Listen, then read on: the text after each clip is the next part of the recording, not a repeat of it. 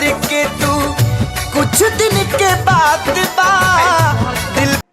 तो hey guys, welcome back to my channel. तो आप लोग कैसे हो? आई होप आप सब अच्छे होंगे। मैं भी बिल्कुल अच्छी हूँ। तो आज भी फिर से आप सभी के लिए गाइस एक खेसारी लाल यादव को बहुत ही दर्द भरा, बहुत ही ओल्ड सॉन्ग का रिएक्शन वीडियो लेके आई हूँ। मुझे पता है आप लोगों को ये सॉन्ग बहुत ही पसंद आएगी गाइस, तो वीडियो को स्किप मत कीजिएगा। सॉन्ग का टाइटल है जान गई नी एहो जान। तो चलिए गाइस, हम लोग जल्दी से वीडियो करते हैं ऑन। वीडियो को ऑन करने से पहले आप सभी से एक छोटी सी रिक्वेस्ट है, जब मेरे चैनल पर नए हो तो प्लीज गाइस चैनल को सब्सक्राइब, वीडियो को लाइक, बेल आइकन को प्रेस कर लीजिए ताकि मेरी सारी नई नई जितनी भी वीडियो हो सब आप तक पहुंच पाए। तो चलिए स्टार्ट करते हैं।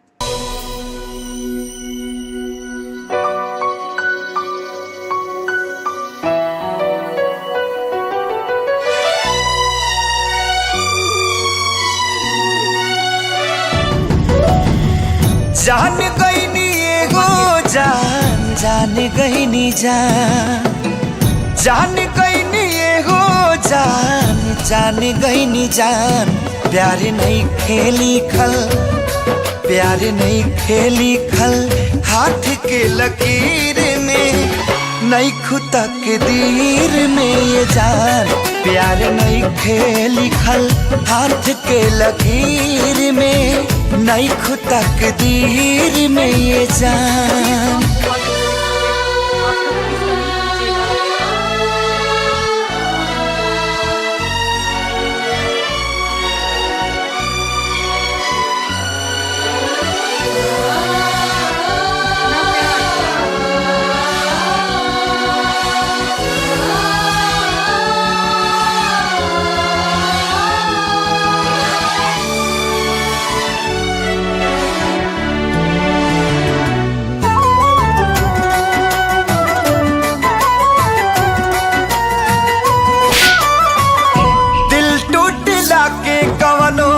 होला ना आवाज हो फिर कैसे सुनी जमाना।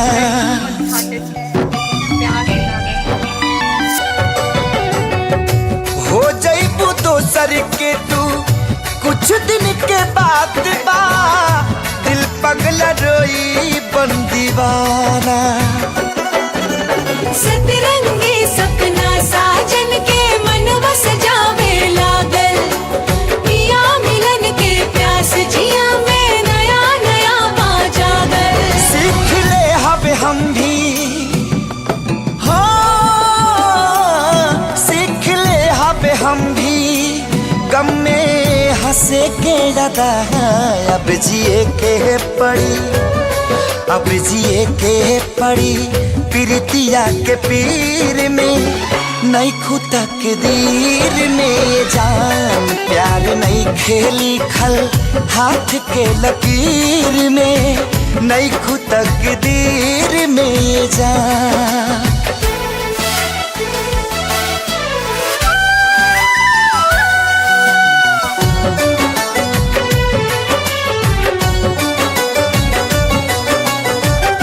अक्सरी होला केहू हंसे केहू रोवेला, प्रेम के भी लीला कुछ अजीब बा।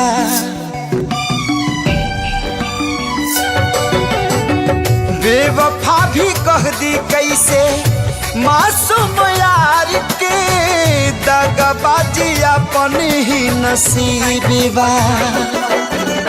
बन के दुल्हनिया जइबो जहिया सैया जी के गाँव में, रखिया अपना राजा जी के तू झुलनी के छाँव में। खुश रहा तू हरदम, हाँ खुश रहा तू हरदम, दिल से ये बादुआ सांस बन के बसल, सांस बन के बसल बाड़ू तू शरीर में नहीं खुदा के दीर में ये जान। प्यार नहीं के लिखल, हाथ के लकीर में नहीं खुदा के दीर में ये जान। गाइस ये सॉन्ग बहुत ज़्यादा मुझे बहुत अच्छी लगी गाइस। ये सॉन्ग आपको कैसी लगी प्लीज़ कमेंट करना मत भूलिएगा। अगर जो इस सॉन्ग को आप देख रहे हो तो प्लीज गाइस पक्का कमेंट कीजिएगा, मुझे बहुत अच्छी लगी गाइस। आपको मेरी रिएक्शन कैसी लगी प्लीज कमेंट कीजिएगा। अच्छी लगी हो तो चैनल को सब्सक्राइब, वीडियो को लाइक, बेल आइकन को प्रेस कर दीजिए। किसी और सॉन्ग पे रिएक्शन चाहिए तो कमेंट बॉक्स में कमेंट कीजिएगा। मैं मिलती हूँ आप सभी से गाइस नेक्स्ट रिएक्शन वीडियो में। Bye bye, take care.